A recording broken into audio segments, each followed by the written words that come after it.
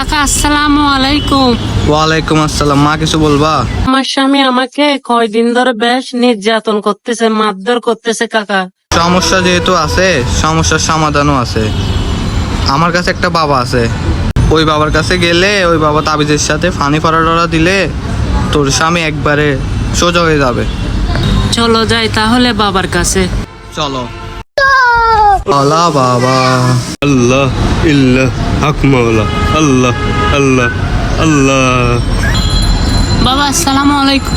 বাবা আসসালামু আলাইকুম। ওয়ালাইকুম আসসালাম।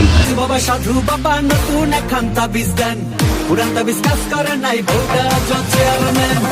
মা তোর কি সমস্যা, কেন আসছস? বাবা সমস্যা একটা হইছে, আমার স্বামী আমাকে কয়দিন ধরে নির্যাতন করে মারধর করে, এখন আমি কি করব বাবা? কোনো চিন্তা করবি না মা, আমি তোরে এমন একটা তাবিজ দিমু, তোর স্বামী যখন ঘুমাই যাব রাত 12টার পরে আস্তে করে তোর স্বামীর পাশে যাবি, এটা দিয়ে ঠাস করে একটা তোর স্বামীর মাথা বেড়া বাড়ি দিবি। কি বলেন বাবা? এটা দিয়ে বাড়ি দিলে তো আমার স্বামী মরে যাবে। বেড়ি তুই জানোস না, মানুষ মরলেই তো সোজা হয়।